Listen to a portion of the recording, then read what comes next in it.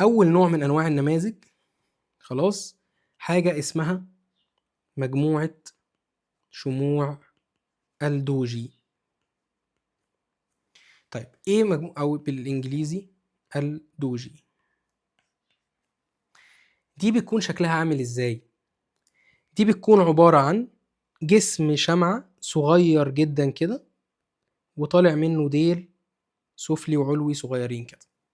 طبعا يا اما بيكون جسم الشمعة لونه اخضر وطالع ديل كده، يا اما بتكون لونها احمر بالمنظر ده. في كل الاحوال هيفضل اسمها نفس المنظر. ايه ده؟ هو ده شكل شمعة؟ ده شكل شمعة. الشكل ده اسمه شمعة الدوجي. طيب ايه مميزات شمعة الدوجي دي او اعرفها ازاي؟ تعرفها ازاي؟ لما يكون جسم الشمعة صغير كده. هو معنى جسم الشمعة صغير ده معناه ايه؟ معناه ان سعر الافتتاح هو سعر الاغلاق.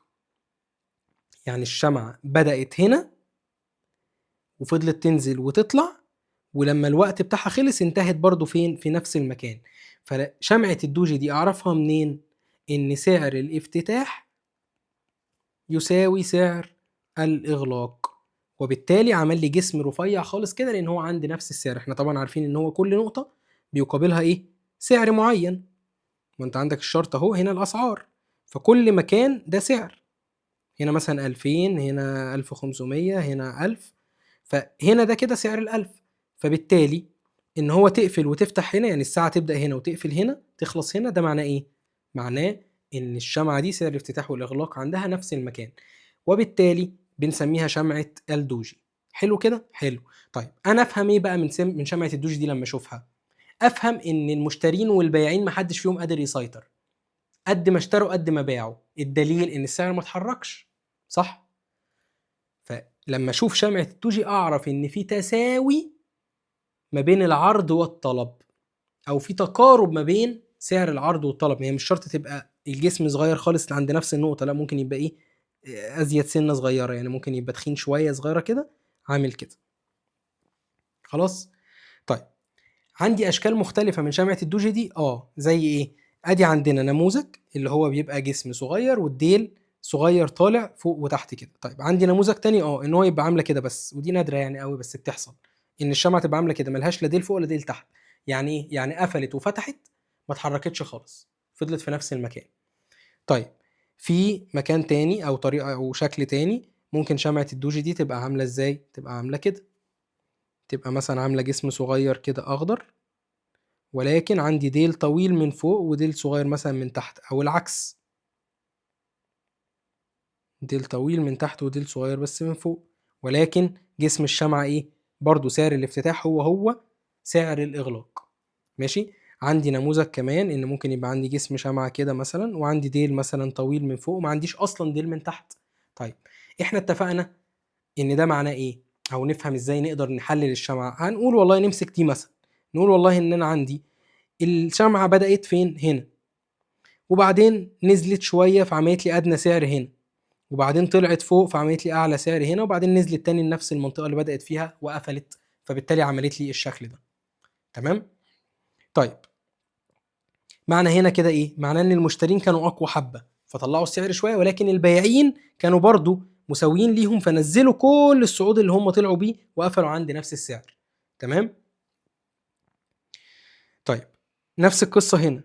هنا عندي عمليات شراء طلعت وبعدين قابلها عمليات بيع، فالسعر نزل تاني فقفلت عند نفس سعر الدخول، فمفيش برضو طرف كسب.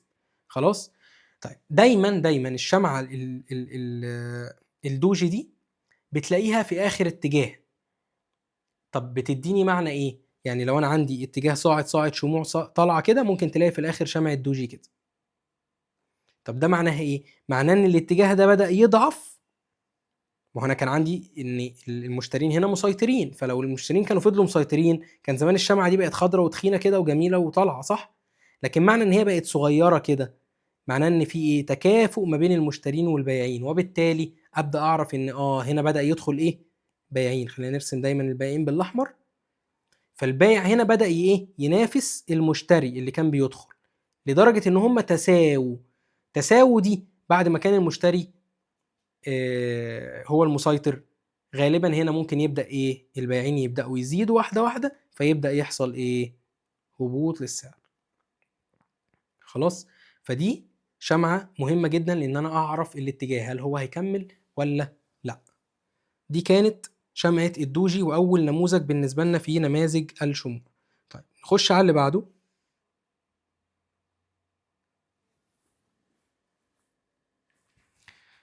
عندي نموذج مهم جدا اسمه نموذج المطرقة او الهامر. ومن اسمه كده الشمعة هنا هيكون شكلها عامل ازاي؟ شبه المطرقة، بديهيات صح؟ يعني هيكون عندي المطرقة عاملة ازاي؟ تبقى جزء كده تخين والراس، صح كده؟ هي ده نموذج المطرقة. بغض النظر بقى لونه ايه، يعني بغض النظر الشمعة دي هنا لونها احمر ولا نفس الشمعة دي لونها اخضر، المهم ان هي شكلها ايه؟ شكلها شبه الهامر او المطرقة. طيب ايه خصائص الشمعة دي؟ يعني انا اعرف منين الشمعة دي بتتكون من ايه؟ خلينا، انا مش عايز اقول لك المعلومات كاملة، انا عايزك انت تستخرجها من المنظر اللي قدامك. دلوقتي لو انا قلت لك فصص لي الشمعة دي هتقول لي الشمعة دي بيكون ليها جسم صغير. يعني اول حاجة عندي بتعرفاني ان هي عندها جسم صغير. جسم الشمعة ايه؟ صغير، صح؟ شبه المطرقة كده. طيب الحاجة التانية ان هي عندها ديل سفلي طويل، صح؟ عندك ديل طويل وعندك ديل علوي قصير، صح؟ اهو الصغير اللي فوق ده ممكن ما يكون مش موجود او غير موجود اصلا، ساعات ممكن ما يبقاش موجود اساسا. تمام. طيب لما تشوف الكلام ده وتشوف شكل شمعة بالمنظر ده تفهم ايه؟ ايه بقى الانديكيشن بتاعك؟ إيه اللي انا افهمه هنا؟ افهم ان دي دايما بتيجي فين؟ في نهاية اتجاه هابط. طب بتشير لإيه؟ تشير لنهاية الاتجاه وبداية الانعكاس. يعني ايه بقى الكلام ده؟ يعني انا دلوقتي لو انا عندي شموع هابطة بالمنظر ده كده وفجأة لقيت عندي شمعة بالمنظر ده عملت جسم كده وديل طويل كده، ابدأ افهم ايه؟ خلينا نبدأ نفهم أو نحلل المنظر ده باللي احنا فهمناه. دلوقتي أنا عندي الشمعة بتتكون إزاي؟ سعر افتتاح، سعر إغلاق، وأعلى وأدنى سعر، وعرفنا المشترين والبائعين والكلام ده كله. طيب كون إن الشمعة عملت الديل ده معناه إن هي لما بدأت نزلت كل ده، صح؟ يعني البائعين كانوا مسيطرين. طب إزاي بعد ما نزلت كل ده راحت طالعة تاني عشان تقفل هنا؟ عشان تعمل لي الجسم ده فوق هنا؟ إزاي ده حصل؟ حصل إيه؟ إن في مشترين كتير دخلوا تحت. اذا المنطقه دي منطقه بالنسبه للمشترين حلوه بيشتروا منها، فبيقولوا للبائعين، بيقولوا لا اركنوا انتوا بقى على جنب كده ريحوا، احنا هنبدا نعمل ايه؟ احنا عجبنا بقى وهنبدا احنا نشتري ونطلع بالسعر. فالمتوقع ان يبدا السعر ايه؟ يحصل فيه كده. فهمنا؟ فزي ما احنا قلنا ان هي دايما هتلاقيها بتيجي في نهايه اتجاه هابط وتشير لنهايه الاتجاه وبدايه الايه؟ الانعكاس. فانا لما اشوف الشمعه دي اتوقع ايه؟ اتوقع ان اللي بعديها انعكاس في الاتجاه.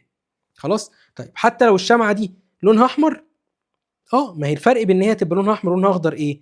ان هي سعر الافتتاح، خلينا نرسمها تاني تحت كده، ان ده سعر الافتتاح وده سعر الاغلاق، ده الافتتاح وده الاغلاق، صح؟ يعني هي بدأت هنا ونزلت كل ده وطلعت قفلت هنا، دخلت هنا وطلعت من هنا، صح؟ فعملت لون احمر. طب لو هي لونها اخضر ايه الفرق؟ الفرق والله ان هي بدأت هنا ونزلت كل ده وبعدين طلعت وكمان طلعت زيادة حبة فقفلت فين؟ هنا. سعر الافتتاح هو اللي ايه؟ سعر الاغلاق قصدي هو اللي فوق والافتتاح هو اللي ايه؟ هو اللي تحت. تمام. ده كده نموذج المطرقة، سهل جدا وعلى فكرة بيتكرر كتير جدا وهتلاقيه موجود كتير جدا على الشارت. احنا ان شاء الله هنعمل درس كامل نطلع منه بقى كل دول من على الشارت. يعني احنا لو كل مرة هناخد مثال من الشارت مش هنخلص. طيب ده كان نموذج المطرقة او الهامر. حلو. وده بيكون الشكل بتاعه على التشارت، بيبقى زي ما احنا قلنا كده، عندنا اهو اتجاه هابط وبيجي في اخر الاتجاه تلاقي شمعة بالمنظر ده كده اهي، بتبدأ تدل على انعكاس الاتجاه. ده كده نموذج المطرقة. طيب عندنا نموذج تاني، النموذج اللي بعده وهو عكسه تماما. النموذج اللي بعده هو عكسه تماما، اسمه نموذج الانفيرتد هامر او المطرقة المقلوبة. وده زي التاني بالظبط بس بالعكس. احنا دلوقتي المطرقة المقلوبة دي ازاي؟ يعني شاكوش مقلوب بالعكس. فهيبقى شكله عامل ازاي؟ هيبقى شكله برضو جسم كده، ولكن الديل من فوق مش العكس. خلاص كأن نفس اللي فوق بالظبط، بس احنا ايه قلبناه. نفس كل حاجة قلناها فوق، جسم الشمعة صغير، الديل العلوي طويل والديل السفلي قصير أو غير موجود. بس دي بقى بتيجي فين؟ في نفس القصة في نهاية الاتجاه الهابط، وبتدل على احتمالية انعكاس السعر. خلاص؟ طيب أنا عايز أسأل سؤال، لو جت في نهاية اتجاه صاعد، يعني لو أنا عندي منظر كده، شموع كده كانت صاعدة بالمنظر ده، وجينا في آخرها لقينا إيه؟ شمعة عاملة كده. ايه اللي انا اتوقعه؟ نفس القصه. انا بالنسبه لي ما تفرقش على فكره هي جايه في انهي اتجاه، طالما جت في نهايه اتجاه معين بتدل بالنسبه لي على ايه؟ على انعكاس الاتجاه ده، لان هي في الاخر بتدل على تغلب فئه على فئه. يعني هي لما تيجي في اخر اتجاه صاعد زي ده كده، ماشي، ويجي السعر يحاول يطلع ما يعرفش، وبعدين يروح نازل كل ده تاني فيعمل الديل الطويل ده ويقفل تحت، ده معناه ايه؟ ما هو مين اللي نزل السعر؟ يعني مين من اللي بعد ما طلع نزله؟ البياعين. فده معناه دخول بياعين، فبالتالي يتوقع ان هم يبداوا يسيطروا على السعر، والسعر يبدا ايه؟ السعر يبدا يهبط معانا. تمام. فانا مش تفرق بالنسبه لي هي تيجي في نهايه اتجاه صاعد او اتجاه هابط، هي المهم ان هي بتيجي في نهايه اتجاه وبتشير لاحتمال ايه؟ انعكاس الاتجاه ده. خلاص. دي اسمها المطرقة ايه؟ المقلوبة. وده بيكون شكلها بالمنظر ده كده. لو انا عندي اتجاه هابط اهو، ودي جت في نهاية الاتجاه الهابط، هتدل على ايه؟ الصعود او انعكاس الاتجاه. والعكس صحيح طبعا، لو الايه؟ الاتجاه صاعد بيبقى نفس القصة بالظبط، ولكن بيختلف المسمى بقى، بيغيروا اسم الايه؟ اسم النموذج نفسه. نيجي للنموذج اللي بعد كده، وهو هيبقى نفس اللي احنا قلناه بالظبط في دول، نفس نموذج المطرقة ونفس نموذج المطرقة المقلوبة، ولكن احنا قلنا ان دول ايه؟ المفروض الاسامي اللي احنا قلناها دي بتيجي في نهاية الاتجاه الهابط. انا اديتكم قاعدة قلت لكم ان انت مجرد ما تشوفهم هم بيعنوا انعكاس الاتجاه بغض النظر الاتجاه هابط ولا صاعد، ولكن المسمى هو اللي هيختلف. يعني نموذج الهامر اللي هو الشاكوش ده، تعرف ان هو في نهاية اتجاه هابط يسموه هامر. طب لو جه في نهاية اتجاه صاعد يعني ايه؟ يعني لو انا نفس المنظر ده كده عند، او انا هرسمها لكم هنا على جنب، بس عندي اتجاه صاعد بالمنظر ده، عندي شموع صاعدة كده، وجه في اخره راح عامل لي ازاي؟ راح عامل لي شمعة عاملة كده ونازل لها ديل كده. ايه اللي انا هفهمه من هنا؟ ان ده نهاية اتجاه الصاعد، وغالبا هيبدأ يحصل هبوط، برضو نفس القصة. بس هل دي بقى اسمها شمعة هامر كمسمى؟ الناس اللي اخترعت او عملت الاسامي لا، هتقول لك لا، دي اسمها شمعة ايه؟ اسمها شمعة الهانجنج مان، او الرجل المشنوق. هو اسمها كده ليه؟ عشان شبه يعني الواحد مشنوق. كلام فاضي ومسميات فاضيه وملهاش اي 30 لازمه. انت مش مهم ان انت تعرف اسم الشمعه، المهم ان انت تبقى عارف هي بتدل على ايه. محدش هيجي يسالك في امتحان يقول لك الشمعه دي اسمها ايه، فانت تقول له مثلا والله دي اسمها هامر، يقول لك لا غلط. المسميات دي ملهاش اي لازمه. عشان كده انا اديتك قاعده من شويه، قلت لك ايا كان الاتجاه هابط صاعد، المهم شكل الشمعه هتدل على ايه؟ على تغير الاتجاه. لان نفس القصه عملوها هنا برضو في المقلوبه دي، في الشمعه المقلوبه دي. لو انت جيت المنظر ده، احنا قلنا ان هو لما يكون اتجاه هابط هنسميها المطرقة المقلوبة، صح؟ يعني ادي اتجاه هابط وبعدين جت شمعة عاملة كده، سواء كانت سواء كانت خضراء او حمراء، فبالنسبة لنا هيبقى ايه؟ في صعود بعديها وفي تغير في الاتجاه. قلنا ان دي كده هيبقى اسمها ايه؟ المطرقة المقلوبة. طيب امال دي هيسموها ايه؟ يسموها شوتينج ستار. يعني لما تبقى في نهاية اتجاه صاعد مش هابط يسموها ايه؟ يسموها الشوتينج ستار، او بالعربي الشهاب، شمعة الشهاب او نموذج الشهاب. فانا برضو ما تفرقش معايا زي ما قلنا، ونعيد للمرة المليون، انا ما يفرقش معايا. انا عندي شمعة فيها جسم صغير وديل طويل جايه في نهايه اتجاه، من فوق بقى من تحت لونها احمر لونها اخضر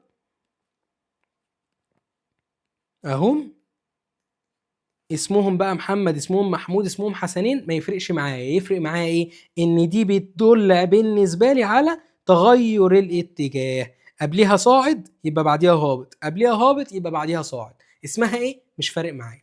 تمام. ولكن انا قلت لك الاسامي هنا اهو، لما تبقى شكلها عامل ازاي تبقى اسمها ايه، انفيرتد هامر، لا هامر، لا شوتنج ستار، الكلام ده كله انا بالنسبه لي عمري في حياتي خلال 5 6 سنين فاتوا ما كان ليه اي لازمه بالنسبه لي. انا مجرد ما شفت شكل الشمعه عرفت ايه اللي هيحصل بعدها، هو ده المهم بالنسبه لي.